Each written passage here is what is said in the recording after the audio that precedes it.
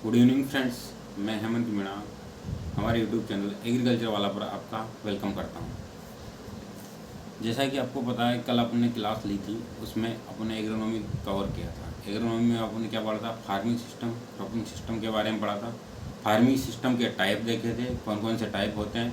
उन सबको देखने के बाद फार्मिंग सिस्टम से रिलेटेड कुछ टर्म बचे हैं, जिनको अपन आज कवर करेंगे।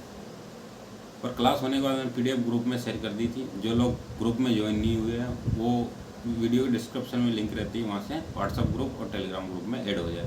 वहाँ से आपको रोज़ की पीडीएफ मिल जाएगी। और मेरी कोशिश है कि मैं अपना सबसे अच्छा बेस्ट दूँ आपको। और कल से या परसों से 1-2 दिन में क्लास लाइव स्टार्ट होगी।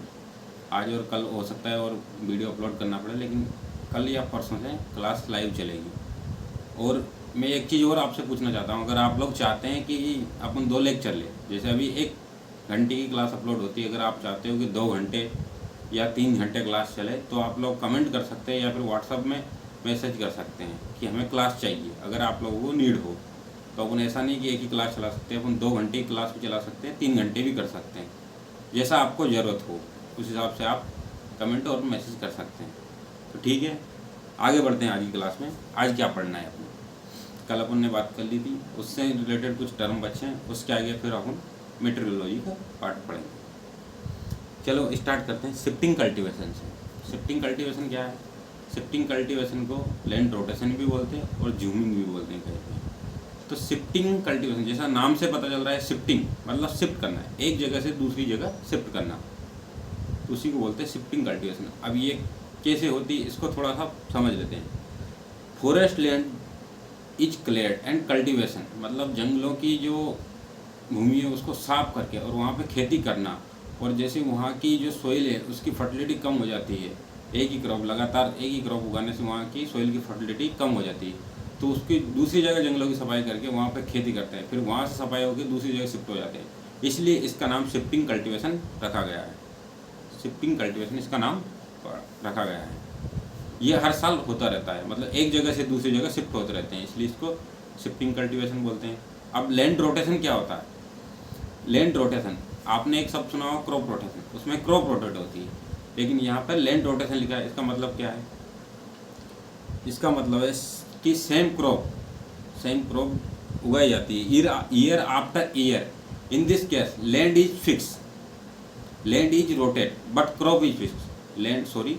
लैंड जो है रोटेट कर रही है और क्रॉप फिक्स है। एक ही क्रॉप को अलग अलग जगहों पे उगाया जाता है, पहले यहाँ खेती कर ली, फिर वहाँ कर ली, फिर दूसरी जगह जाके खेती कर ली, तो इसलिए इसका नाम रखा गया है लैंड रोटेशन। अब ये लैंड रोटेशन या जूमिंग या शिफ्टिंग कल्टीवेशन कहाँ पे की जाती है? एक खेती की जाती है नॉर्दर्न स्टेट ऑफ इंडिया। जो नॉर्दर्न स्टेट है उनमें की जाती है, जैसे छोटा छत्तीसगढ़ में, छोटा नागपुर के पठार में, झारखंड में, एमपी में और हिली एरिया में ये खेती की जाती है। इसको बोलते हैं शिफ्टिंग कल्टीवेशन और जूमिंग।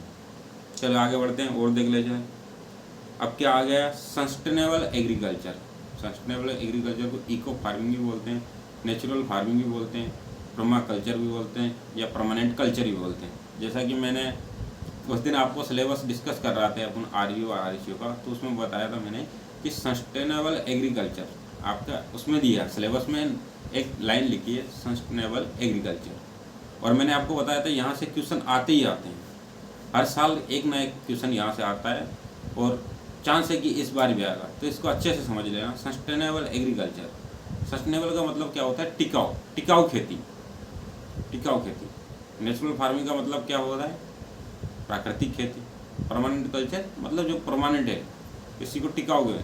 तब समझ लेते हैं क्या है। The concept of sustainable agriculture has come up become ill of modern agriculture. Modern agriculture मतलब commercial agriculture, reaching the plateau and the environmental problem due to excessive use of chemical fertilizer and pesticide तो in food chain. मतलब sustainable agriculture की जरूरत क्यों पड़ी? क्योंकि आजकल आप देख रहे हो कि कमर्शियल फार्मिंग की जाती है, अधिक से अधिक। कमर्शियल फार्मिंग क्या होती है? जिसका एक ही उद्देश्य होता है कि अधिक से अधिक मैक्सिमम प्रॉफिट या मैक्सिमम प्रोडक्शन लेना। उसके लिए केमिकल, पेस्टिसाइड, फर्टिलाइजर इनका काफ़ी मात्रा में उपयोग होता है।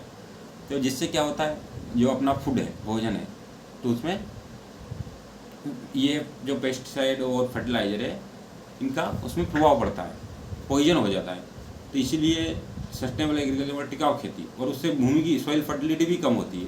अब सॉइल फर्टिलिटी कम होगी तो ऐसा तो है नहीं कि सॉइल खराब नहीं होगी, आज नहीं तो कल लगातार यूरिया कितना डालते हैं, आजकल आप देख रहे हो यूरिया कितना डालते हैं, डीएपी कितना डालते हैं, तो धीरे धीरे भूमि की उर्वरा क्षमता सॉइल फर्टिलिटी कम होती जा रही है। तो इसी को मेंटेन करने के लिए सस्टेनेबल एग्रीकल्चर गवर्नमेंट भी इस पर जोर दे रही है, नेशनल फार्मिंग पे जोर दे रही है, ऑर्गेनिक फार्मिंग पे जोर दे रही है, तो गवर्नमेंट भी इसको बढ़ावा दे रही है और इसीलिए यहाँ से क्वेश्चन उठ के आते हैं हर साल। तो आप इस चीज़ का ध्यान रखना कि इसको अच्छे से पढ़ लेना। एक और बात बता दो आपको, जो नेचुरल फार्मिंग है वो कंसेप्ट किसने दिया था? वो कंसेप्ट दिया था सुभाष पालेकर ने, याद रखना इस चीज़ को। अब नेचुरल फार्मिंग क्या है?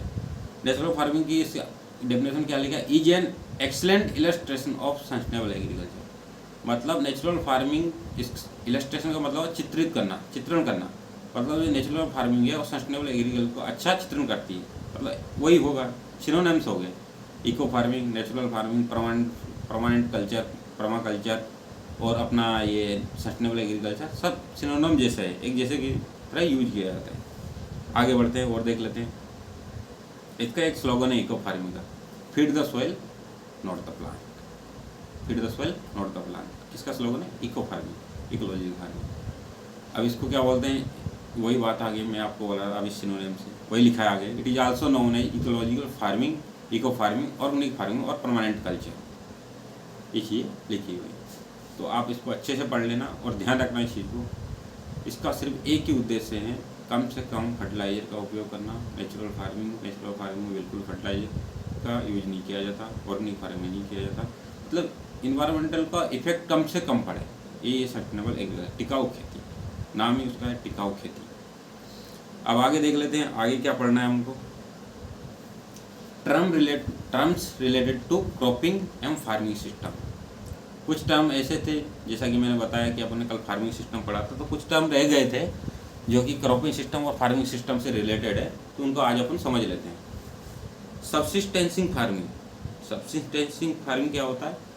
To sustain life and family need ecological balance maintain. मतलब फैमिली की ज़रूरतों को पूरा करने के लिए जो खेती की जाती है, एग्रीकल्चर की जाती है, फैमिली की ज़रूरतों को, उसको बोलते हैं सब्सिस्टेंसिंग फार्मिंग। इसका उद्देश्य अधिक से अधिक मैक्सिमम प्रॉफिट प्राप्त करना नहीं होता है, इसका उद्देश्य होता है कि फैमिली की ज़रूरत पूरा हो जाए और जो इन्वायरमेंटल है, इकोलॉजिकल है, बैलेंस है, वो भी बना रहे।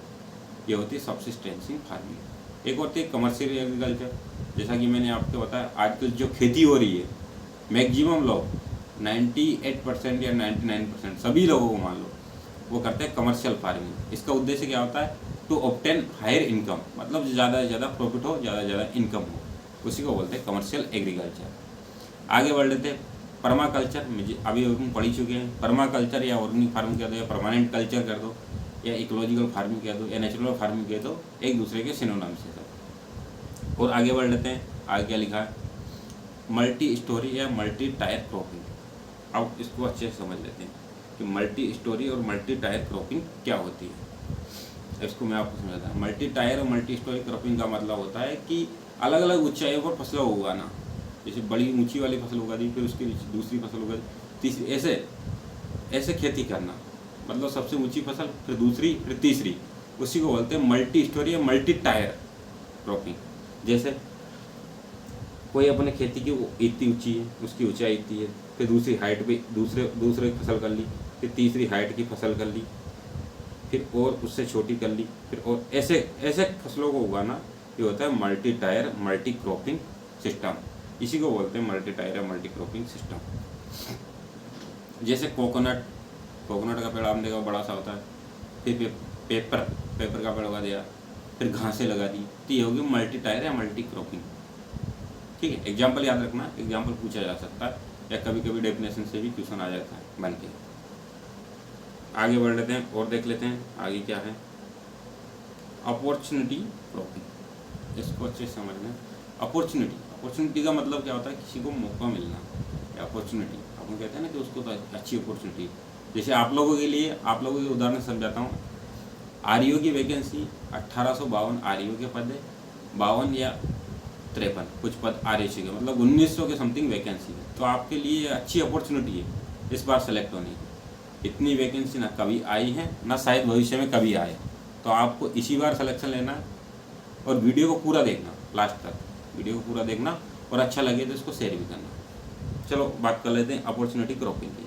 अपॉर्चुनिटी क्रॉपिंग क्या होती है, पहले डेफिनेशन पढ़ लेते हैं। The practice of placing primary emphasis on the use of stored soil moisture while determining whether or not establish a crop। मतलब क्या होता है, जो अपने सोइल में मॉइस्चर होता है, जो स्टोरेज मॉइस्चर होता है, उससे फसलों को उगाना, खेती करना, चाहे उस टाइम पे वेदर कंडीशन फेवरेबल हो या ना हो, उसी से जो सोइल में मॉइस्चर बना है उसी को यूज करके खेती को उगाना, उसी गहराई को उगाकर, तो उसको बोलते हैं अपॉर्चुनिटी क्रॉपिंग। अपॉर्चुनिटी हो गई ना कि मॉइस्चर पहले से था और अपने बुआई कर दी, सोविंग कर दी, तो क्रॉप उग गई, उसी को बोलते हैं अपॉर्चुनिटी क्रॉपिंग। नीचे स्पेशलाइज्ड फार्मिंग। स्पेशलाइज्ड फार्मिंग क्या है, स्पेशलाइज्ड फार्मिंग मतलब किसी एक फसल से या फिर एक क्रॉप से या एक फसल से मोर देन 50%, मतलब 50%, मोर देन 50% इनकम होती है, उसको बोलते हैं टोटल प्रोडक्शन इन ईयर। मतलब अगर आप अपने साल में एक फसल ऐसी उगाई जिसे 50% से ज़्यादा अपन फार्म की इनकम आ रही, तो उसको बोलते हैं स्पेशलाइज्ड फार्मिंग या स्पेशलाइज्ड क्रॉपिंग।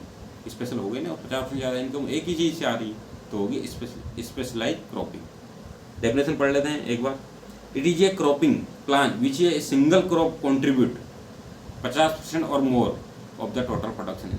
मतलब सिंगल क्रॉप का जो कॉन्ट्रीब्यूशन है 50% या इससे ज़्यादा होता है टोटल प्रोडक्शन, एक ईयर में जो प्रोडक्शन होता है, उसको बोलते हैं स्पेशलाइज्ड फार्मिंग, स्पेशलाइज्ड क्रॉपिंग। इसके विपरीत जस्ट उल्टा होता है एक डाइवर्सिफाइड फार्मिंग। डाइवर्सिफाइड फार्मिंग का क्या मतलब होता है, उसमें एक सिंगल क्रॉप 50% से ज़्यादा कंट्रीब्यूशन नहीं करती है, उसी को बोलते हैं डाइवर्सिफाइड फार्मिंग। देख लेते हैं क्या है।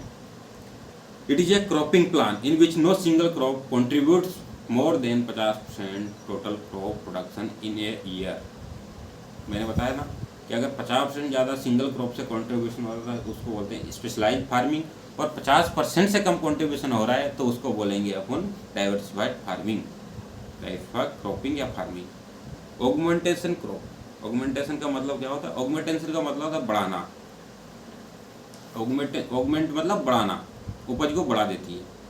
ऐसी दो फसलों को एक साथ उगाना जिससे एक दूसरे की उपज को बढ़ाने के लिए जो फसल उगाई जाती है उसको बोलते हैं augmentation crop.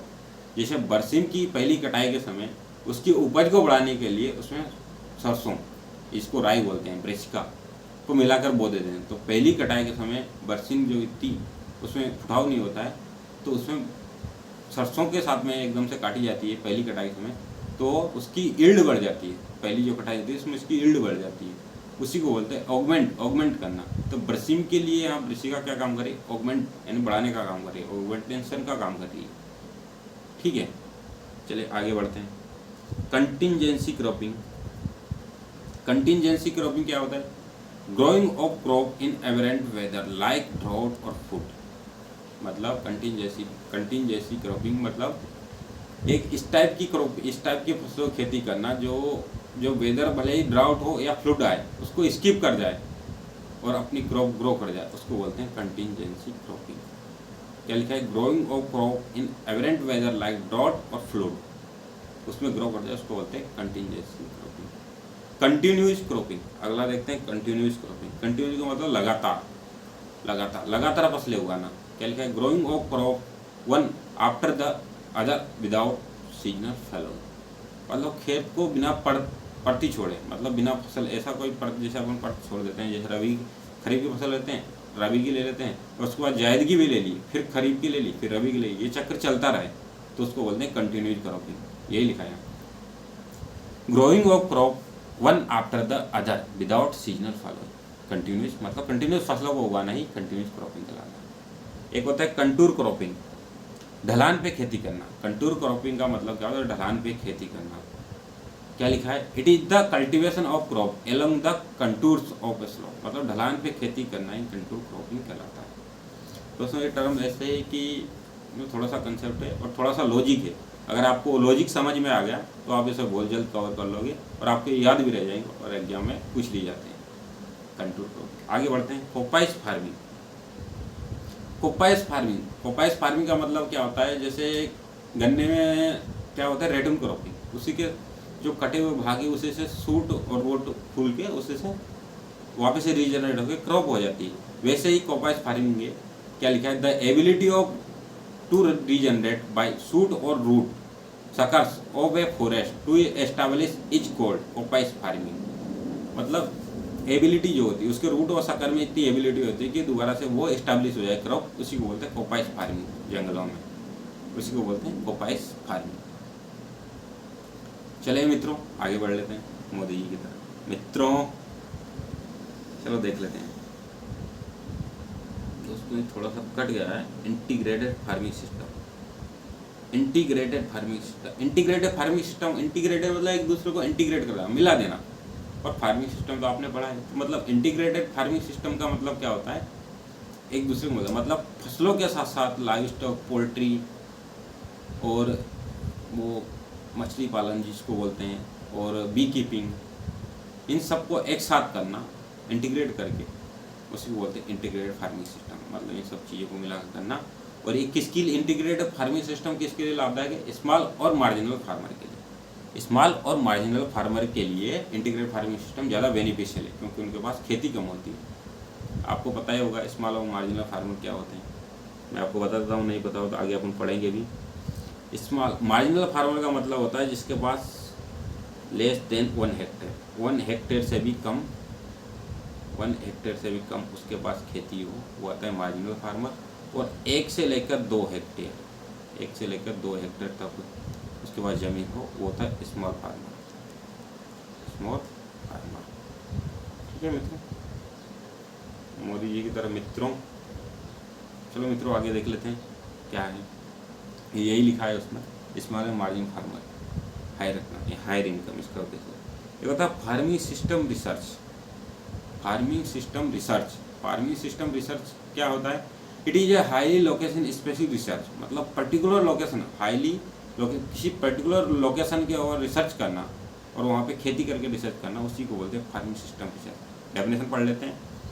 It is a highly location specific research which is multi interdisciplinary in nature and use all farm approach for improved technique to enhance the stabilize agriculture production। इसका मतलब क्या है, फार्मिंग सिस्टम रिसर्च, इसका मतलब होता है highly location specific research होती है जिसको इंटरडिसिप्लिनरी, एक दूसरे nature and use all farm approach, farm approach की जो सारी फार्म अप्रोच उसको लगाकर टेक्निक को इम्प्रूव करके, इनहेंस करके इस्टेब्लिश जो एग्रीकल्चर प्रोडक्शन उसको इस्टेब्लिश किया जा सकता है, उसी को बोलते हैं फार्मिंग सिस्टम रिसर्च। इतना जरूर याद रखना, फार्मिंग सिस्टम रिसर्च जो पर्टिकुलर लोकेशन पे किया जाता है, तो ये चीज़ें याद रखना। तो आगे बढ़ लेते हैं और देख लेते हैं। एक होता है रेसेशन फार्मिंग, रेसेशन फार्मिंग या फिर diara land farming. डायरा land farming आपने सुना होगा, चलो समझ लेते हैं क्या होता है।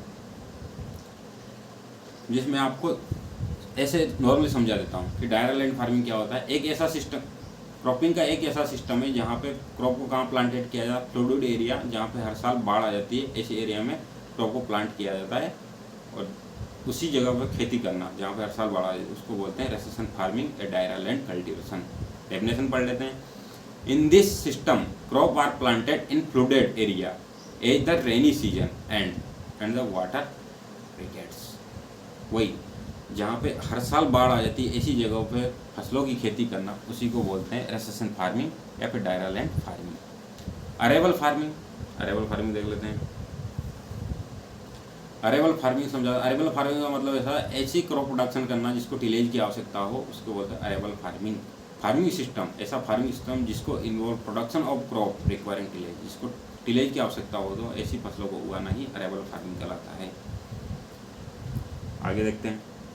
ले फार्मिंग, ले फार्मिंग मतलब चारागाह की फसलों को उगाना।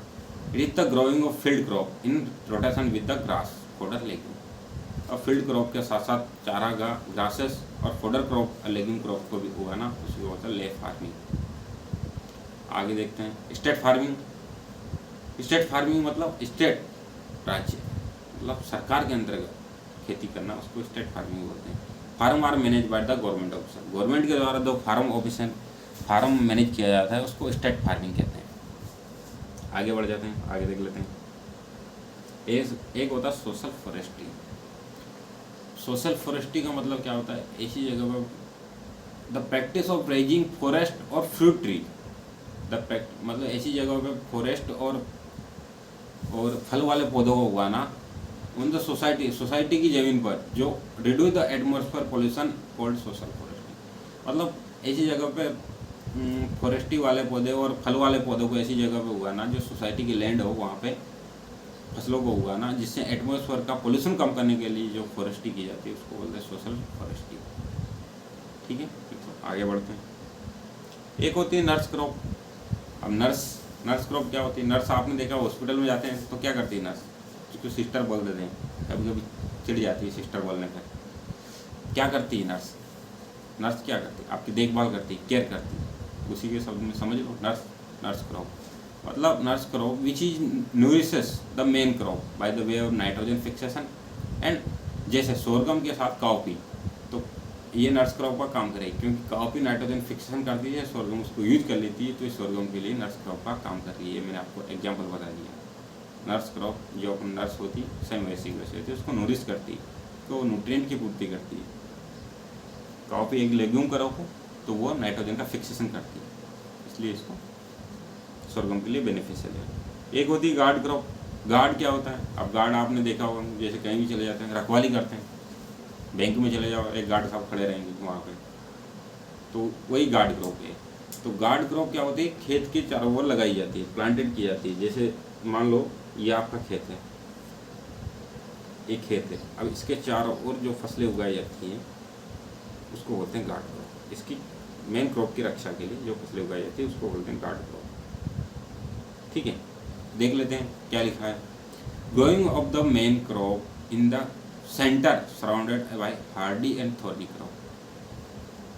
एग्जाम्पल क्या है?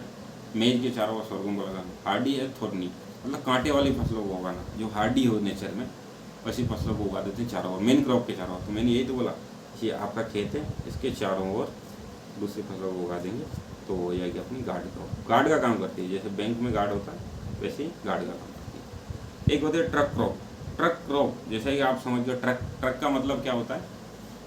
ट्रक जो है अपना उसी से रिलेटेड कर लो जो अपन ट्रक देखते हैं नॉर्मली। ट्रक क्रॉप एक ऐसी क्रॉप होती है जिसको अपन को सेल करने के लिए दूर तक ले जाना पड़ता है। जैसे अपन ने खेती की अपने गांव में खेती की, अब वो ज़्यादा अपनी जैसे 1 हेक्टेयर या 2 हेक्टेयर या 5 हेक्टेयर में खेती है, तो उसको जैसे आलू है 5 हेक्टेयर, और उसको बेचने के लिए दूर मार्केट में ले जाना पड़ेगा, तो हो गया ट्रक क्रॉप। ट्रक क्रॉप का मतलब देखो क्या लिखा है, crop which yield in tons and grown for different markets requiring heavy transport. दूर तक जाने के लिए जो क्रॉप उगाई जाती है उसको ट्रक क्रॉप बोलते हैं। एक होती है कैच क्रॉप। दोस्तों कैच क्रॉप मतलब कैच वही क्रिकेट वाला कैच। क्या है? एक short duration crop, main season की क्रॉप होती है उसके बीच में एक शॉर्ट ड्यूरेशन क्रॉप उगाई जाती है। क्यों उगाई जाती है कैच क्रॉप? क्योंकि अगर मेन सीजन की क्रॉप को मान लो ड्राउट आ जाए या फिर भारी बारिश हो जाए, किसी कारण से वो नष्ट हो जाए, तो कैच उसको जो नुकसान की भरपाई के लिए कम टाइम में लेने वाली फसल को बो दिया जाता है, जिससे वो जल्दी कट जाती है, उसी को बोलते हैं कैच क्रॉप। क्या लिखा है? Short duration crop in between 2 main seasonal crop. 2 main seasonal crop में एक शॉर्ट ड्यूरेशन क्रॉप उगा ली जाती है, उसको जल्दी हार्वेस्ट कर लिया जाता है, जिससे अगर मेन फसल को कुछ नुकसान हो जाए तो उसको थोड़ा सा उसके नुकसान की भरपाई की जा सके, उसी लिए उसको कैच क्रॉप बोलते हैं। आगे बढ़ लेते हैं, आगे देख लेते हैं। सबसिस्टेंसिंग फार्मिंग, ये अपन ने पढ़ी लिया है, farming for own consumption, family की नीड के लिए जो फसलें उगाई जाती है, जो फार्मिंग की जाती है फैमिली की अपने स्वयं के कंजप्शन के लिए, फैमिली की नीड को पूरी करने के लिए जो खेती की जाती है उसको बोलते हैं सबसिस्टेंसिंग फार्मिंग। एक होती है कमर्शियल फार्मिंग। कमर्शियल फार्मिंग का तो एक ही उद्देश्य है, maximum production, maximum output, maximum profit. Commercial farming individual the production of food for sale. Today most of farmer enrol in this type farming. मैंने बोला था मोस्टली 90% या उससे ऊपर ही फार्मर होंगे जो कि कमर्शियल फार्मिंग कर रहे हैं। आप लोगों ने देखा होगा आजकल जनरली देखते हैं खाद की बहुत शॉर्टेज चलती है, क्या करें, लोग ले जा रहे हैं, 1 बोरी डाल रहे हैं, 2 बोरी डाल रहे हैं, जितना मन पड़ रहा है उतना डाल रहे हैं, वही है कमर्शियल फार्मिंग। इसलिए बोल रहे हैं आजकल सभी कमर्शियल फार्मिंग करते हैं, मैक्सिमम लोग कमर्शियल फार्मिंग करते हैं। और आगे देख लेते हैं क्या लिखा है। एक होता है प्रिसीजन फार्मिंग। प्रिसीजन फार्मिंग, अब प्रिसीजन फार्मिंग क्या होता है इसको समझ लो। पहले मैं आपको थोड़ा पढ़ के बताता हूँ क्या होता है। It is use to cover the 3 aspect of production, namely मतलब 3 एस्पेक्ट को यूज करके प्रोडक्शन में 3 एस्पेक्ट का यूज किया जाता है। फॉर डाटा कलेक्शन के लिए, इंफॉर्मेशन के लिए, input through option for global position, GPS का यूज किया जाता है। Satellite data, grid, soil sampling, yield monitoring के लिए, रिमोट सेंसिंग का यूज किया जाता है। फॉर डाटा एनालिसिस के लिए थ्रो जीपीएस की, जीआईएस का यूज किया जाता है डाटा का एनालिसिस करने के लिए। जियोग्राफिक इंफॉर्मेशन सिस्टम, दोस्तों इनका जीपीएस का और जीआईएस का होंगे याद रखना, कभी कभी पूछ लिया जाता है। और आर्टिफिशियल इंटेलिजेंसी, मेन जो वर्ड है इसका आर्टिफिशियल इंटेलिजेंसी, इसका जो यूज किया जाता है वो प्रिसीजन फार्मिंग में किया जाता है।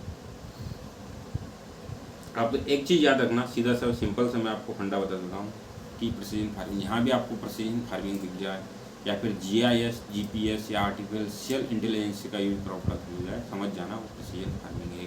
प्रिसीजन फार्मिंग के अंतर्गत ही इनका यूज किया जाता है। तो आगे देख लेते हैं अब क्या है। अब अपन पढ़ेंगे एग्रो मेटेरोलॉजी,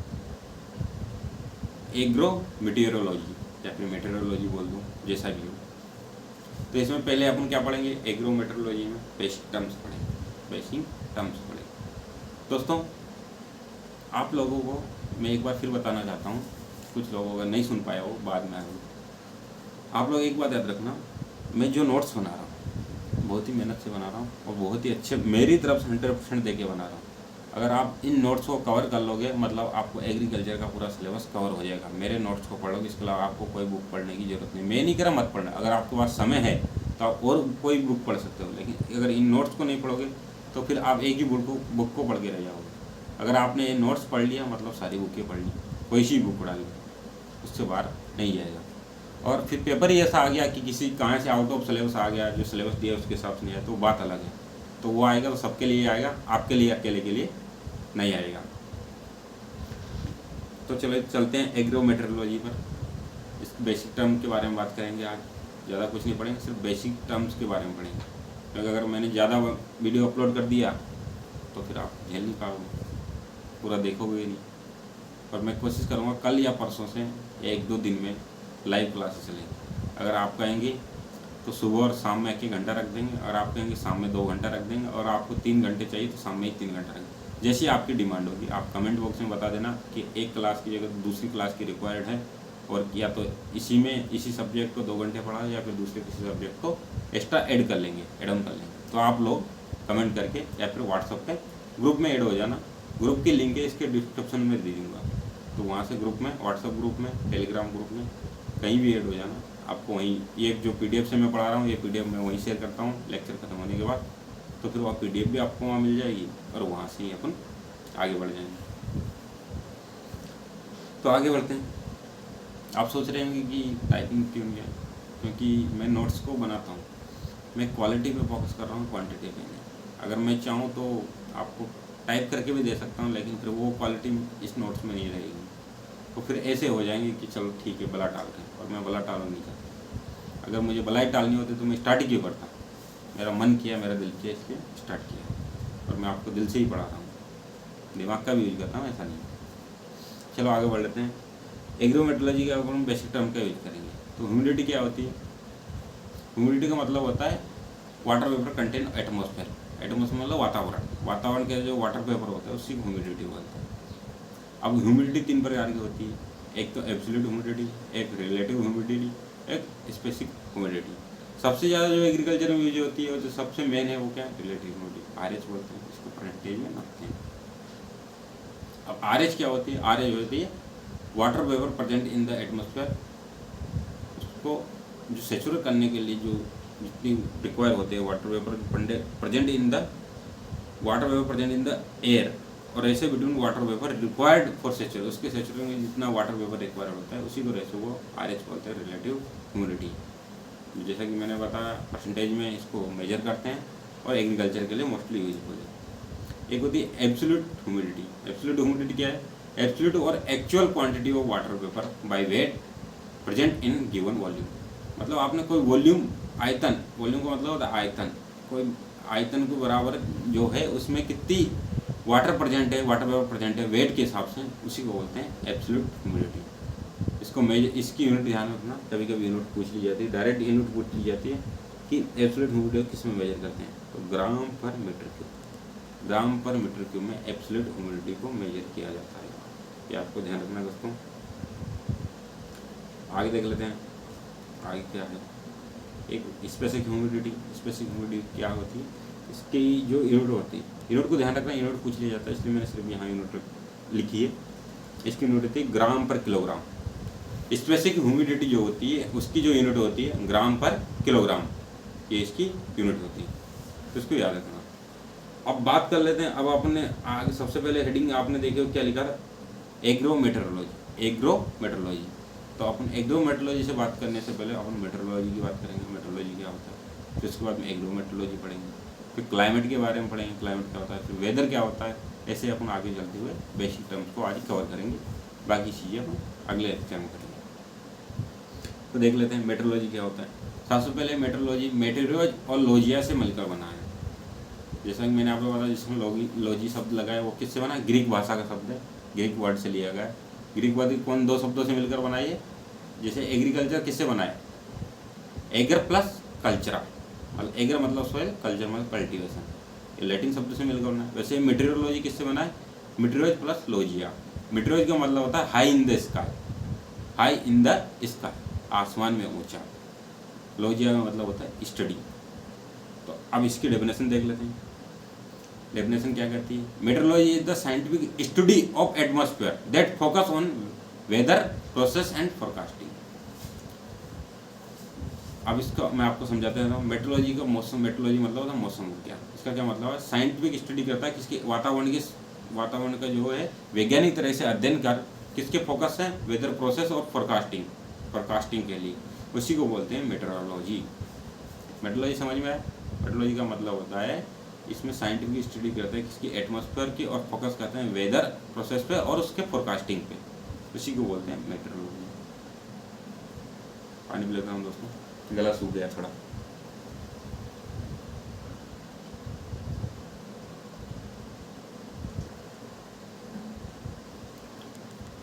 चलो आगे बढ़ लेते हैं। अब आगे एग्रोमेट्रोलॉजी।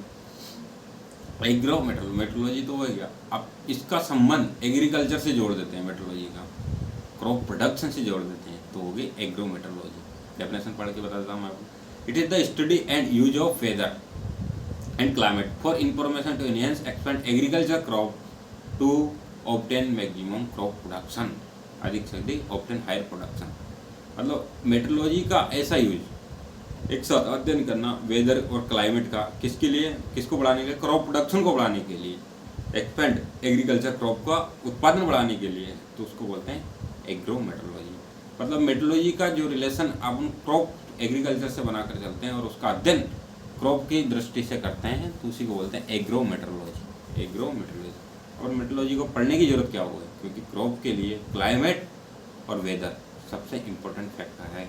अभी आपने देखा होगा कौन सा मौसम था, रबी था, चने कट रहे थे, सरसों कट रही थी, तो बारिश आ गई थी, कई जगह ओले भी गिर गए थे, क्या हालत हुई थी किसानों की। इसीलिए भारतीय कृषि को मानसून का जुआ बोलते हैं।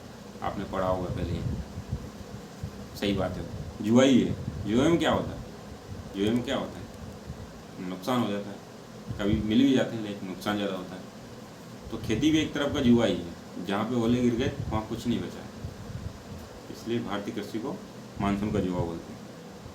अब आगे देख लेते हैं, एक होता है हाइड्रोमेट्रोलॉजी। जैसा कि आपको समझ आ गया होगा, हाइड्रो मतलब क्या होता है, वाटर, मेट्रोलॉजी मतलब मौसम विज्ञान, जो भी वाटर है। क्या कहती है इसकी definition, it is the science that study the cycle of water.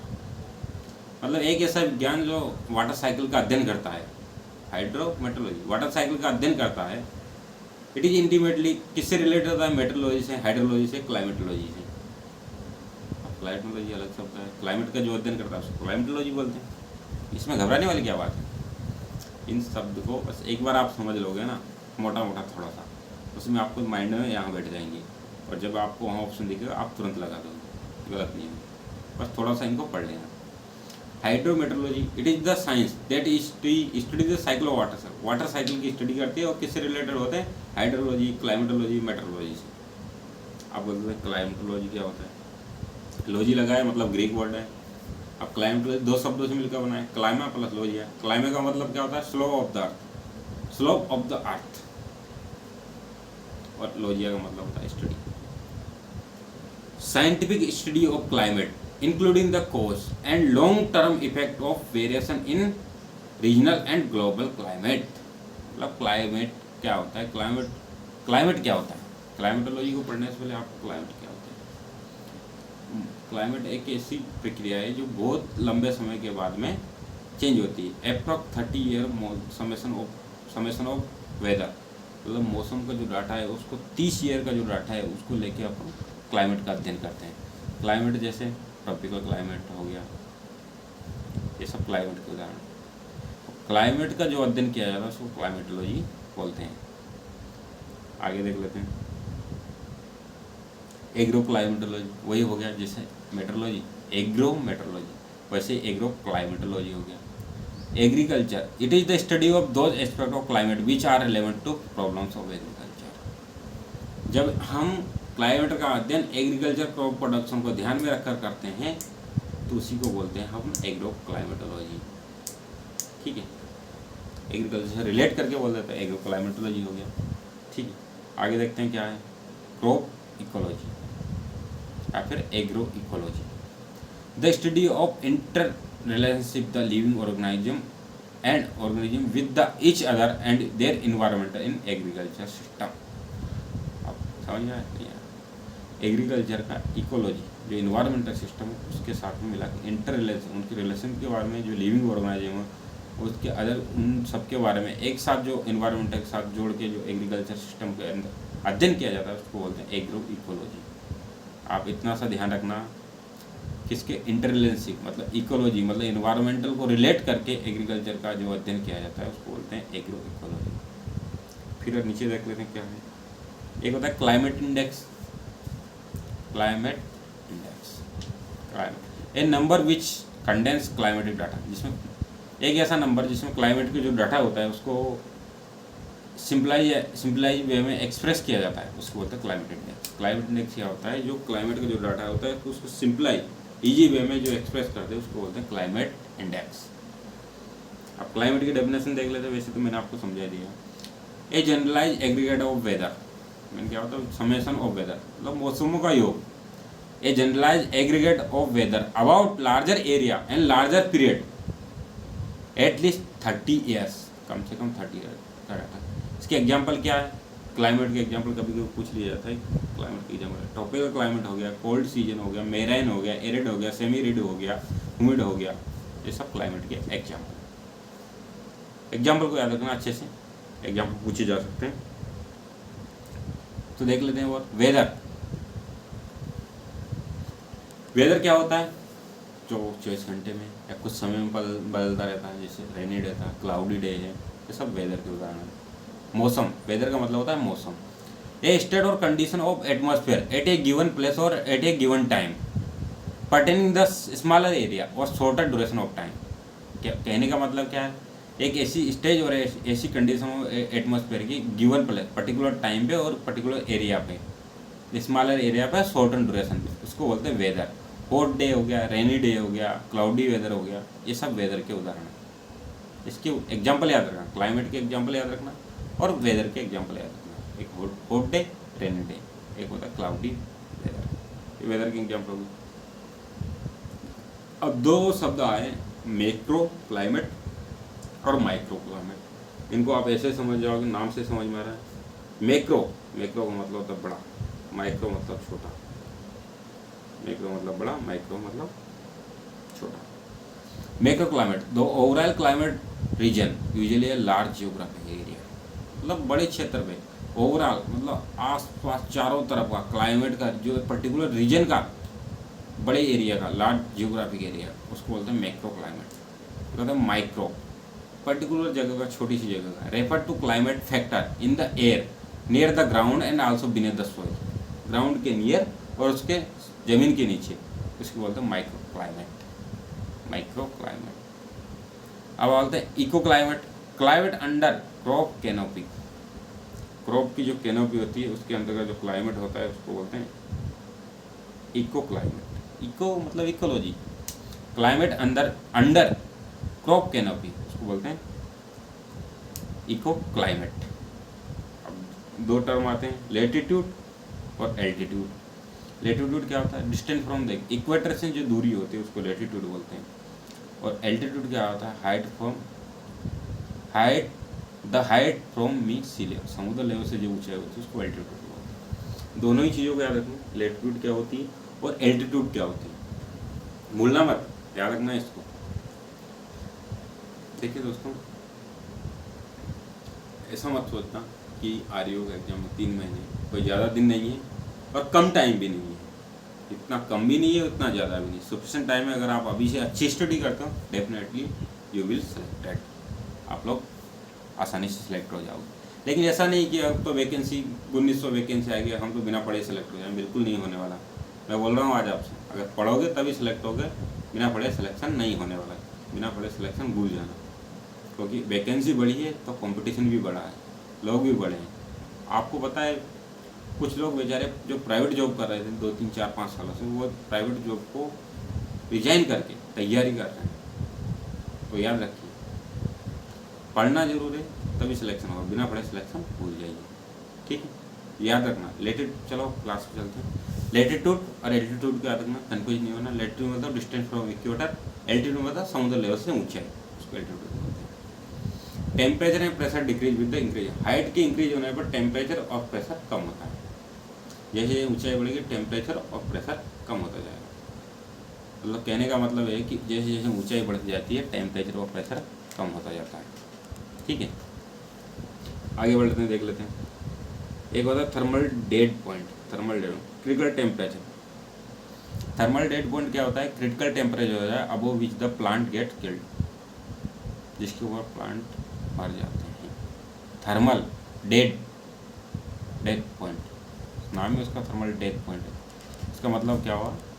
Critical temperature above which plant get killed, एक ऐसा टेम्परेचर जिसके ऊपर प्लांट मर जाते हैं, जिंदा नहीं रहते हैं, इसको बोलते हैं थर्मल डेड पॉइंट। एक होता है thermoperiodism, response of living organism to regular change in temperature. Thermo मतलब टेम्परेचर, पीरियोडिज्म मतलब लिविंग ऑर्गेनिज्म का रेस्पॉन्स रेगुलर चेंज, टेम्परेचर जैसे चेंज होता है वैसे उनका ऑर्गेनिज्म का रेस्पॉन्स चेंज होता है, उसी को बोलते हैं थर्मो पीरियोडिज्म, थर्मो पीरियोडिज्म। चलिए मित्रों आगे बढ़ लेते हैं, देख लेते हैं। एक होता है minimum threshold temperature. Minimum threshold temperature क्या होता है? मिनिमम थ्रेशोल्ड टेम्परेचर एक ऐसा टेम्परेचर जिस टेम्परेचर के नीचे प्लांट ग्रो नहीं कर सकते। यानी कि अगर मान लो कोई जैसे कोई टेम्परेचर अपने 20 फिक्स कर लिया तो 20 डिग्री टेम्परेचर के नीचे कोई प्लांट ग्रो नहीं करेगा। ये minimum threshold temperature, minimum temperature जहाँ तक प्लांट ग्रो कर सकते हैं। क्या लिखा है? The temperature below which no plant growth take place, जिसके नीचे एक ऐसा टेम्परेचर जिसके नीचे प्लांट ग्रोथ बिल्कुल भी नहीं करते हैं। कॉमनली जो इसके लिए वैल्यू जो यूज की जाती है वो क्या? 6%, 6 डिग्री सेल्सियस, सॉरी परसेंट नहीं, 6 डिग्री सेल्सियस। यानी मिनिमम थ्रेशोल्ड टेम्परेचर क्या है? 6 डिग्री सेल्सियस है, ठीक है। आगे देख लेते हैं। एक होती है adiabatic lapse rate. Adiabatic lapse rate क्या होती है? The rate of decrease temperature of air with increase height, मतलब the rate of decrease temperature, जो रेट होती है हाइट के बढ़ने पर जो टेम्परेचर कम होता है उसकी जो रेट होती है, as air moved upward due to adiabatic cooling is termed adiabatic lapse rates. Temperature decrease होने की जो रेट होती है, हाइट के बढ़ने से जो टेम्परेचर डिक्रीज होता है, और जो अपवर्ड ड्यू टू एडियाबेटिक जो कूलिंग होती है उसके कारण, उसको बोलते हैं एडियाबेटिक लैप्स रेट। इसकी वैल्यू कितनी होती है? 10। एडियाबेटिक लैप्स रेट कितनी होती है? 10 के आसपास, ठीक है। अब आप बात करते हैं एग्रीकल्चरल ड्रॉट। ड्रॉट क्या होता है? यहाँ जनरली जो वर्षा होती है उससे 75% से भी कम वर्षा होती है, तब उसको ड्रॉट बोलते हैं। अब ड्रॉट तो हो गया 75% का। अब उसके साथ में एग्रीकल्चर, उसको एग्रीकल्चर से रिलेट कर दिया। When available soil moisture is इनएडिक्वेट for healthy crop growth, मतलब जो अवेलेबल सोइल मॉइस्चर है वो हेल्दी क्रॉप को ग्रो करने के लिए पर्याप्त मात्रा में नहीं है, उसके कारण उसको स्ट्रेस हो जाता है, विल्टिंग हो जाती है, उसको बोलते हैं एग्रीकल्चर ड्रॉट। मतलब जो अपने मिट्टी में सोइल में जो मॉइस्चर है वो इतनी पर्याप्त मात्रा में नहीं है कि जो प्लांट को ग्रो कर सके और उसको अच्छे से ग्रोथ दे सके, जिसके कारण प्लांट की क्या विल्ट हो जाता है, मुरझा जाता है, उसको बोलते हैं एग्रीकल्चर ड्रॉट, स्ट्रेस में आ जाता है। अल्बिडो क्या होता है? अल्बिडो, इसमें तो बहुत सारी लिखी डेफिनेशन, पढ़ लेना आप इसको भी, मैं आपको समझा दूंगा। जो सोलर रेडिएशन है वो सोलर रेडिएशन जो ऊपर से आती है, ऊपर से आसमान से, एटमॉस्फेयर से जो नीचे आती है, और जो सोलर रेडिएशन जितनी मात्रा में आती है वो धरती से जो अपनी सोइल है, पृथ्वी, उससे टकराकर वापस बिना कुछ उसमें चेंज हो वापस लौट जाती है, उसी को बोलते हैं अल्बिडो, उसको बोलते हैं albedo. The ratio of amount of visible light reflected by a body to the amount of incident upon its termed albedo. Albedo the crop ranging, crop की जो रेंजिंग होती है अल्बिडो की 23 से 30%। मतलब क्रॉप पे अगर कोई जो वो आ रही है, लाइट आ रही है, रेडिएशन आ रही है क्रॉप पे, तो 23 से 30% वापस लौट जाएगी, और जो आइस होता है, फ्रेश स्नो होता है, उसमें 90% तक वापस लौट जाती है बिना कुछ उसको चेंज, इसी को अल्बिडो बोलते हैं। आगे बढ़ रहे हैं। एक होता है cloud seeding. Cloud seeding, cloud seeding का मतलब क्या हुआ? क्लाउड सीडिंग, सीडिंग का मतलब सोइंग, उसी से ले लो। मतलब application of foreign material to cloud induce precipitation, यानी वर्षा, जो प्रेसिपिटेशन होता है उसको इंड्यूस करने के लिए जो उसमें फॉरेन मटेरियल अप्लाइड किया जाता है उसको बोलते हैं क्लाउड सीडिंग। सीडिंग मतलब सोइंग, क्लाउड धरती में बीज बोते हैं, वहाँ बादलों में फॉरेन मटेरियल अप्लाइड कर देते हैं, जिसमें वर्षा हो जाती है, वर्षा, कृत्रिम वर्षा जिसको बोलते हैं, कृत्रिम वर्षा कराने के लिए जो यूज किया है उसको बोलते हैं क्लाउड सीडिंग, इसको बोलते हैं क्लाउड सीडिंग। एक होता है कन्वेक्शन। कन्वेक्शन क्या होता है? Process of transfer of heat through air और liquid by means of current is called convection. समझ में आया कुछ? समझाता हूँ। कन्वेक्शन क्या होती है? हीट ट्रांसफर की प्रोसेस होती है जो एयर और लिक्विड में होती है, और इसके द्वारा करंट बह जाता है एयर और लिक्विड, उसी को बोलते हैं convection, called convection. Left side क्या होते हैं? वर्टिकल टेम्परेचर डिक्रीज और gradient is called left. Vertical जो टेम्परेचर डिक्रीज होता है और जो ग्रेडियंट होती है उसी को बोलते हैं वर्टिकल टेम्परेचर ग्रेडियंट, या इसको बोलते हैं लेफ्ट साइड या वर्टिकल टेम्परेचर ग्रेडियंट, दोनों ही बोलते हैं।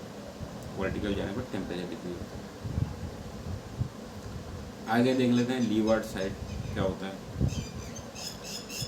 Leeward side, the direction to which wind, जहाँ से हवा, लीवार्ड साइड क्या होता है? जैसे अपने शेल्टर बेड लगा दिया ये यहाँ पे, the direction to which the wind blow, wind are blow, know ये लीवार्ड साइड। जिस साइड से, जैसे यहाँ से हवा आ रही है, ये हवा ऐसे आ रही है, यहाँ से हवा आ रही है, तो जिस साइड से हवा आ रही है उसी को बोलते हैं, उसी को, जिस साइड से हवा आती है उसी को बोलते हैं leeward direction, leeward direction of wind. एक होता है स्नो। स्नो क्या होता है? स्नो बोलते हैं, अब स्नो होता है वैसे सॉलिड प्रेसिपिटेशन, मतलब सॉलिड आइस, छोटी छोटी जो मामूली आइस होती है, आइस के फॉर्म छोटे, ओले नहीं, ओले बड़े हो जाते हैं, हल्की हल्की सी जरा सी बूंदे, solid precipitation in the form of ice crystal और फ्लैक्स, उसको स्नो बोला जाता है। राइम क्या होता है? जो फॉग की ड्रॉपलेट है किसी ऑब्जेक्ट के ऊपर जम जाती है उसी को राइम बोलते हैं। जैसे कोई ऑब्जेक्ट रखा है, उस पे ऊपर फॉग की जो ड्रॉप, अभी जो पेन है ऑब्जेक्ट रखा है, इसके ऊपर जो फॉग की ड्रॉपलेट आकर जम जाए तो उसी को राइम बोला जाता है, उसी को बोलते हैं राइम। आगे देख लेते हैं। रेन क्या होता है?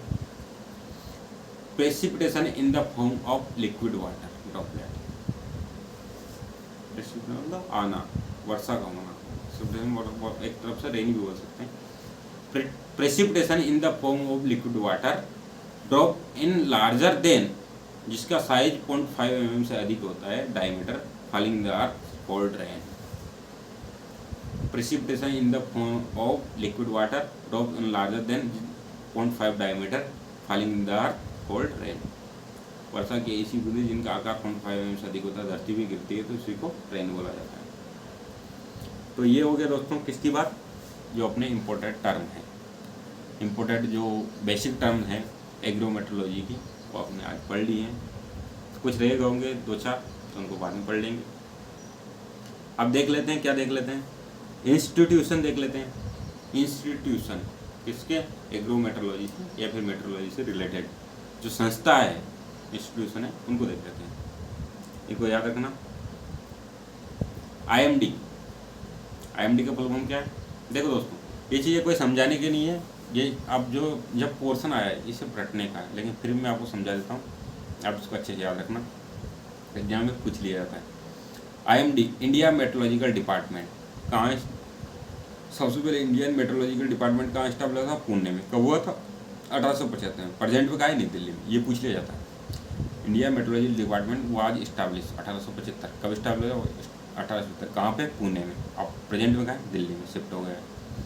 दूसरा है WMO वर्ल्ड मेट्रोलॉजी ऑर्गेनाइजेशन, ये कहाँ पे, जेनेवा, स्विट्जरलैंड, कब स्टाब्लिश हुआ, 1950 में, 1950 में। तीसरा है IITM Indian institute of tropical metrology, ये कहाँ है, पुणे, महाराष्ट्र में, 1962। इसके बाद में NRSA national remote sensing agency, ये कहाँ पे, national remote sensing agency, Hyderabad में, Andhra Pradesh. ISRO Indian space research organisation, ये कहाँ है, बेंगलोर में। कब स्टैब्लिश हुआ, बेंगलोर कहाँ, कर्नाटक में। कब स्टैब्लिश हुआ, 1969। तो याद रखना, इंस्टीट्यूशन को याद कर। फिर होता है IIRS Indian institute for remote sensing, इसको याद रखना, IIRS Indian institute of remote sensing, कहाँ है, देहरादून, उत्तराखंड में। कब एस्टाब्लिश हुआ, 1966 में। National centre for medium range weather forecasting, ये कहाँ पे, नई दिल्ली में, 1988 में एस्टाब्लिश हुआ था, इसको याद रखना। नीचे एक इम्पोर्टेंट पॉइंट लिखा है, first meteorological department of India started at Shimla, जो first meteorological department of India में कब स्टार्ट हुआ, शिमला में, 1864 में, 1864 में, इसको याद रखना। और all India coordinated research project on agrometeorology by ICAR at CRIDA, कब स्टार्ट हुआ था, 1983 में, 1983 में स्टार्ट हुआ था। ठीक है फ्रेंड, आगे बढ़ते हैं, आगे देख लेते हैं। अब जो ऑब्जर्वेटरी होती है, जो मेट्रोलॉजी की जो ऑब्जर्वेटरी होती है, उसके प्लॉट का साइज दे रखा है, पूछा जा सकता है, देख लेना कि नॉर्थ से साउथ कितना रहता है, ईस्ट टू वेस्ट कितना साइज रखते हैं। The size of plot for observatory it should be 60 metre north से साउथ में, नॉर्थ से साउथ में, नॉर्थ से साउथ में कितना रहना चाहिए, 60 मीटर, और ईस्ट से वेस्ट में कितना रहना है, 40 मीटर, ये इसका साइज रहना चाहिए। North to south 60 metre, east to west 40 metre, ये आपको याद रखना है। आगे देख लेते हैं, आगे लिखा instrument for measuring weather parameters. अब रटने की चीज़ें आ गई दोस्तों, मैं आपको एक बार पढ़ के बता दूँगा, लेकिन आपको इसको रटना है और रट के ही आपको इसको याद करना है, क्योंकि ये रटने की चीज़ें, इनमें समझाने जैसा कुछ भी नहीं है, पूरा टोटल रटने का काम है, समझाने का इसमें कुछ भी नहीं है। अब जो जिसके लिए यूज किया जाता है वो लिखा है, अब इसमें समझाने वाली कौन सी बात है, कोई समझाने का काम नहीं है इसमें। फिर भी मैं आपको बता देता हूँ क्या लिखा है, कौन सा इंस्ट्रूमेंट किसके लिए, एक बार पढ़ के बता देता हूँ कौन सा इंस्ट्रूमेंट किसके लिए यूज होता है। पायरेनोमीटर टोटल इंसोलेशन, जो टोटल इनकमिंग सोलर रेडिएशन है उसको मेजर करने के लिए पायरेनोमीटर का यूज किया जाता है। एक होता है पायरहेलियोमीटर, पायरहेलियोमीटर को बोलते हैं डायरेक्ट सोलर रेडिएशन, जो डायरेक्ट आती है किसी बिना किसी टकराव, उसको मेजर करने के लिए पायरहेलियोमीटर का यूज किया जाता है। एक होता है स्पेक्ट्रोरेडियोमीटर, जो सोलर रेडिएशन है उसको नैरो वेवलेंथ में मेजर करने के लिए स्पेक्ट्रोरेडियोमीटर का यूज किया जाता है। एक होता है पायरजियोमीटर, इसका लॉन्ग वेव रेडिएशन, जो शॉर्ट वेव रेडिएशन है उसको लिए स्पेक्ट्रोरेडियोमीटर, और पायरजियोमीटर किसके लिए, लॉन्ग वेव रेडिएशन के लिए। एक होता है पायरेडियोमीटर, जो लॉन्ग और शॉर्ट दोनों को मेजर करता है, पायरेडियोमीटर। एक होता है इंफ्रारेड थर्मामीटर, इंफ्रारेड रेडिएशन को, surface temperature canopy without canopy. Infrared thermometer किसके लिए होगा, इंफ्रारेड रेडिएशन को मापने के लिए, और जो सरफेस का temperature of canopy without contact, उसके बिना कॉन्टैक्ट में आए जो क्रॉप की कैनोपी होती है उसका टेम्परेचर को मेजर करने इंफ्रारेड थर्मामीटर का यूज किया जाता है। एक होता है net radiometer, net radiation on earth. कितनी नेट मतलब टोटल, रेडियोमीटर इसलिए रेडिएशन को माप रहा है।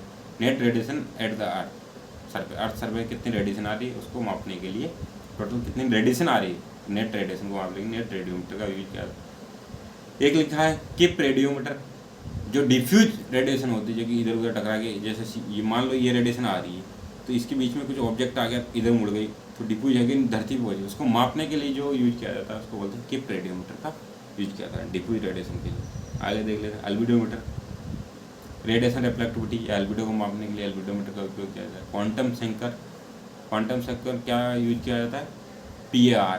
अब वो क्रॉप कैनोपी से ऊपर जो फोटोसिंथेसिस एक्टिव रेडिएशन होती है, PAR का मतलब होता है फोटोसिंथेसिस एक्टिव रेडिएशन, उसको मेजर करने के लिए क्वांटम सेंकर का यूज किया जाता है। एक होता है स्पेक्ट्रोफोटोमीटर, वेवलेंथ ऑफ लाइट की वेवलेंथ को मापने के लिए स्पेक्ट्रोफोटोमीटर का यूज किया जाता है। दोस्तों यहाँ से क्वेश्चन बनते हैं और इन चीज़ों को अच्छे से याद करना है, इसमें समझाने जैसा कोई चीज़ नहीं है। क्वांटम सेंकर किसके लिए यूज किया जाता है, PAR अब वो क्रॉप करने के लिए यूज किया जाता है। अल्बिडोमीटर अल्बिडो को मापने के लिए किया जाता है। स्पेक्ट्रोफोटोमीटर वेवलेंथ ऑफ लाइट को मापने के लिए किया जाता है। अब इसमें क्या समझाना, आपको याद करना है और आपको याद करना ही पड़ेगा। इसलिए मैंने जनरल एग्रीकल्चर का चैप्टर पहले स्टार्ट नहीं किया क्योंकि उसमें सब रटने वाली चीज़ें थी। तो पहले अपन एग्रोनॉमी करेंगे, उसके बाद में धीरे से जनरल एग्रीकल्चर को पढ़ेंगे। और एक बार और बता रहा हूँ, अगर आप लोग चाहते हैं कि एक लेक्चर की जगह 2 लेक्चर हो, 3 लेक्चर हो, 2 घंटे क्लास लगे, 3 घंटे क्लास लगे, जैसा आप लोगों को मन हो तो आप मुझे कमेंट बॉक्स में कमेंट करके बता सकते हैं या फिर व्हाट्सअप पे मुझे मैसेज कर सकते हैं। व्हाट्सअप का जो ग्रुप में जुड़ के ऐड हो ग्रुप में मैसेज कर सकते हैं। ग्रुप की लिंक डिस्क्रिप्शन में दी रहती है। और वीडियो अच्छा लगे तो इसको शेयर कीजिए अपने दोस्तों को। आगे देख लेते हैं। एक होता है कैम्पबेल स्टोक सनशाइन रिकॉर्डर, जैसे कि sunshine recorder, Campbell Stokes sunshine recorder, duration of bright sunshine, जो सूर्य जो चमकता है उसको मापता है, किसमें, घंटों में, हावर्स में मापता है, इंडिया में यूज किया जाता है।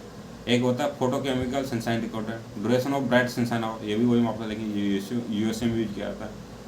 एक चीज़ और बता दूँ समझाने की, हेलियोग्राफ, जैसे हेलियो में जो ग्राफ लगा है, ग्राफ का मतलब होता है कंटिन्यू लगातार, और हेलियो मतलब सूरज से संबंधित, ड्यूरेशन ऑफ ब्राइट सनशाइन मापता है हेलियोग्राफ। एक होता थर्मोमीटर, एयर का टेम्परेचर मापता है। एक होता है मैक्सिमम थर्मोमीटर, मैक्सिमम टेम्परेचर को मापता है। एक होता है मिनिमम थर्मोमीटर, मिनिमम टेम्परेचर को मापता है। मैक्सिमम थर्मोमीटर में मर्क्यूरी का यूज किया जाता है। मैक्सिमम टेम्परेचर दिन में कब होता है, दिन के समय में 2 बजे सबसे ज़्यादा टेम्परेचर होता है, और सबसे मिनिमम टेम्परेचर सुबह के 5 बजे होता है। और जो मिनिमम थर्मामीटर होता है उसमें एल्कोहल का यूज किया जाता है, और जो मैक्सिमम थर्मामीटर होता है उसमें मर्क्यूरी का यूज किया जाता है। आगे देख लेते हैं। एक होता है थर्मोग्राफ, ग्राफ का मतलब कंटिन्यूज एयर टेम्परेचर, थर्मो का मतलब टेम्परेचर, ग्राफ का मतलब कंटिन्यूज, यहाँ भी ग्राफ दिया मतलब कंटिन्यूज एयर टेम्परेचर को मापता है। एक होता है थर्मोकपल, सॉइल के टेम्परेचर को मापता है। एक होता है बैरोमीटर, एटमॉस्फेरिक प्रेशर को मापता है। एक होता है बैरोग्राफ, जो ग्राफ आ गया कंटिन्यूज एटमॉस्फेरिक प्रेशर को मापता है। ग्राफ का ये मैंने लिख भी दिया है यहाँ पे, आपको देखा होगा कि लिखा है ग्राफ मीन्स कंटिन्यूज। तो जहाँ भी ग्राफ देखा, जैसे बेरो क्या मतलब, बैरोमीटर क्या होता है, एटमॉस्फेरिक प्रेशर को मापता है, लेकिन बेरो को मतलब ये होता है, और इसमें ग्राफ लग गया तो कंटिन्यू ये मापता है। आगे देख लेते हैं, सब आपको याद करना है, याद करने की चीज़ है। एनीमोमीटर विंड की वेलोसिटी को मापता है। विंड वेव क्या होता है, विंड की डायरेक्शन को मापता है। साइक्रोमीटर या हाइग्रोमीटर बोल दो, indirect measurement of RH, indirect measurement of relative humidity, RH को मापता है। आसमान साइक्रोमीटर रिलेटिव ह्यूमिडिटी को आता है, लेकिन किसमें, इन ओपन और क्रॉप कैनोपी में। एक होता है व्हीलिंग साइक्रोमीटर, ये भी RH को मापता है, किसमें, ओपन और क्रॉप कैनोपी में। एक होता है हेयरी हाइग्रोमीटर, जिसको हेयर हाइग्रोमीटर भी बोलते हैं। Relative humidity inside the room, अगर रूम अपन को रूम जैसे रूम है, इसके अंदर अपन को रिलेटिव ह्यूमिडिटी मापनी है तो अपन हेयर हाइग्रोमीटर का यूज किया जाता है। अब इसका नाम हेयर क्यों पड़ा, क्योंकि इसमें ह्यूमन का बालों का यूज किया जाता है, लिखा है यूज है हेयर, इसमें ह्यूमन के बालों का यूज किया जाता है, इसलिए हेयर हाइग्रोमीटर बोलते हैं। लेबोरेटरी या रूम में रिलेटिव ह्यूमिडिटी को मापने के लिए हेयर हाइग्रोमीटर का यूज किया जाता है। आगे देख लेते हैं hygrograph, continuous record of RH। Hygrograph continuous record of relative humidity. Rain gauge वर्षा को मापता है, रेनफॉल को मापता है। एक होता है pluviograph continuous record of rainfall. Rain gauge मापता है रेनफॉल को, प्लूवियोग्राफ मतलब कंटिन्यू रिकॉर्ड ऑफ रेनफॉल। एक होता है ड्रोसोमीटर या ड्यू गेज, ड्यू को मेजरमेंट करता है। एक होता है एरोमीटर, गैस की डेंसिटी मापता है, घनत्व मापता है गैसों का, उसको बोलते हैं एरोमीटर। एक और piezometer, pressure of ground water table, hydrostatic pressure भी बोलते हैं पीजोमीटर, ये सब आपको याद करना है। एक होता है पिक्नोमीटर, पिक्नोमीटर क्या होता है, स्पेसिफिक ग्रेविटी, सॉइल की स्पेसिफिक ग्रेविटी को मापता है पिक्नोमीटर। एक होता है hydrometer, hydrometer specific gravity of liquid, liquid की स्पेसिफिक ग्रेविटी को मापता है। एक होता है क्रेस्कोग्राफ, क्रेस्कोग्राफ क्या होता है, प्लांट ग्रोथ को मापता है। ये किसने डेवलप किया था क्रेस्कोग्राफ, ये डेवलप किया था जेसी बोस ने। एक ऑक्सीजनोमीटर होता है, ऑक्सीजनोमीटर जो भी है ये भी प्लांट की ग्रोथ को मापता है। और एक होता है मैनोमीटर, मैनोमीटर क्या होता है, रूट प्रेशर को मापता है। मैनोमीटर क्या मापता है, रूट प्रेशर को मेजर करता है। एक होता है फोटोमीटर, फोटोमीटर क्या यूज होता है, ट्रांसपिरेशन और स्टोमेटल बिहेवियर, ट्रांसपिरेशन को मापता है और स्टोमेटा के बिहेवियर को मापता है फोटोमीटर। एक होता है ऑस्मोमीटर, ऑस्मोसिस को मापता है। एक होता है planimeter, area of plane surface, planimeter क्या होता है, एरिया ऑफ प्लेन सरफेस, जो प्लेन सरफेस होती है उसका एरिया मापता है। प्लेन सरफेस मतलब लीफ का एरिया, वो भी प्लेन ही होता है, लीफ एरिया को मापता है। लाइसीमीटर, यूवापो, एटी का मतलब क्या होता है, यूवापो ट्रांसपिरेशन, यूवापोरेशन सोइल से होता है, ट्रांसपिरेशन पौधों की पत्तियों से होता है, दोनों को मापता है। उसके साथ ही परकोलेशन को मापता है और लीचिंग लॉस को भी लाइसीमीटर मापता है। यूएसडब्ल्यू, यूवापोरीमीटर, यूएसडब्ल्यू का मतलब क्या है, यूनाइटेड स्टेट वेदर बेस्ड यूवापोरीमीटर, ये क्या मापता है, यूवापोरेशन को मापता है। एक होता है यूवापोरीमीटर या एटमोमीटर, ये भी यूवापोरेशन को मापता है। एक होता है portable evaporimeter, evaporation for short period, short period के लिए अगर यूवापोरेशन मापना है तो पोर्टेबल यूवापोरीमीटर का यूज किया जाता है। आगे देख लेते हैं दोस्तों, ये घबराने वाली कोई चीज़ नहीं, इजी सी चीज़ है, 2-4 बार आप पढ़ोगे तो ऐसी याद हो जाएगी। एक होता है टेंशियोमीटर, टेंशियोमीटर या फिर यूरोमीटर, ये क्या होता है, सॉइल मॉइस्चर टेंशन मापता है। कितने बार तक, 0.8 बार तक सॉइल का टेंशन मापता है, सॉइल मॉइस्चर टेंशन। एक होता है पेनेट्रोमीटर, सॉइल की स्ट्रेंथ मापता है या फिर मैकेनिकल रेजिस्टेंस को मापता है पेनेट्रोमीटर। एक होता है अल्टीमीटर, हाइट को मापता है। ब्यूफोर्टिकल, विंड फोर्स इन सी को मापता है। ईसीजी, मूवमेंट ऑफ हार्ट, दिल की धड़कन। Electrocardiogram, ECG, movement of heart. अब कुछ यूनिट्स दे रखी है इसमें, यूनिट्स ऑफ मेजरमेंट, जैसे कौन से एलिमेंट को किस में मेजर करते हैं, जैसे टेम्परेचर को डिग्री सेल्सियस में, फ़ारेनहाइट में, केल्विन में, वेपर प्रेशर को mm/Hg में, एटमॉस्फेयर प्रेशर को mm/Hg में, पास्कल में, मिलीबार में, ये भी आपको याद करने की चीज़ है। एक होता है wind direction, wind direction degree में मापा जाता है। विंड की स्पीड किलोमीटर प्रति हावर में मापी जाती है। रेनफॉल इवापोरेशन mm/day में मापा जाता है। ब्राइट सनशाइन हावर, ब्राइट सनशाइन ड्यूरेशन हावर में मापी जाती है।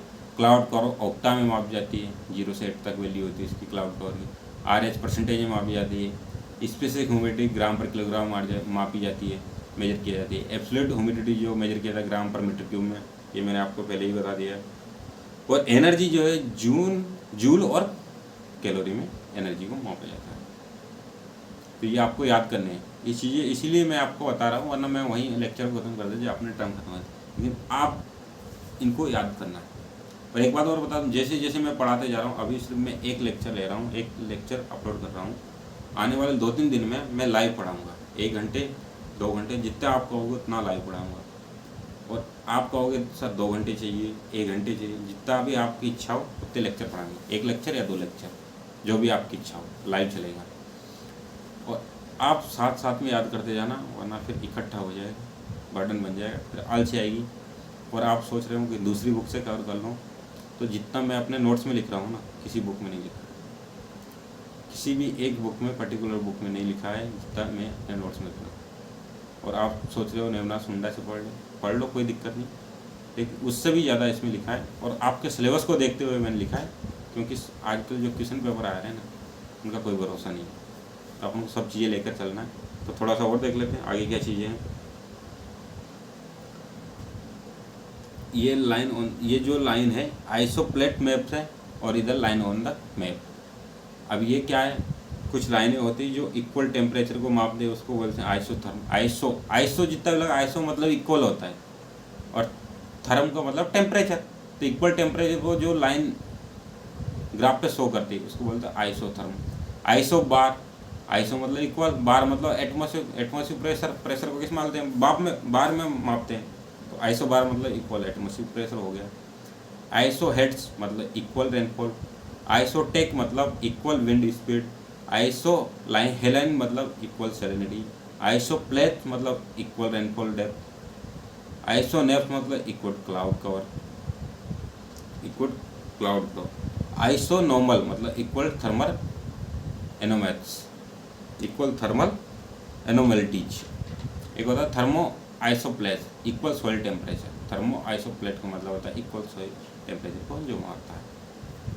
ठीक है दोस्तों, तो ठीक है, आज की क्लास ऐसी अगर आपको अच्छी लगी हो तो इसको अपने दोस्तों को शेयर करना, जिन लोगों ने बेच नहीं लिया उनकी भी हेल्प हो जाएगी, और इनको इस लेक्चर की जो लिंक है उसको शेयर करके आप अपने स्टेटस पे डालना, अच्छी लगी हो तो क्लास, और चैनल को सब्सक्राइब करना, और कमेंट करके ज़रूर बताना अगर आपको एक्स्ट्रा लेक्चर की ज़रूरत हो तो एक लेक्चर की जगह अपन 2 लेक्चर भी ले सकते हैं, 3 भी ले सकते हैं। और मैं कोशिश कर रहा हूँ कल या परसों से क्लास लाइव चलेगी, टाइम मैं आपको बता दूंगा लाइव क्लास का, आपको नोटिफिकेशन मिल जाएगा, मैं ग्रुप पे सूचना डाल दूँगा, इसलिए बोलता हूँ व्हाट्सअप ग्रुप ज्वाइन कर लो, ये PDF अभी वहीं डालूंगा तो वहाँ से PDF मिल जाएगी।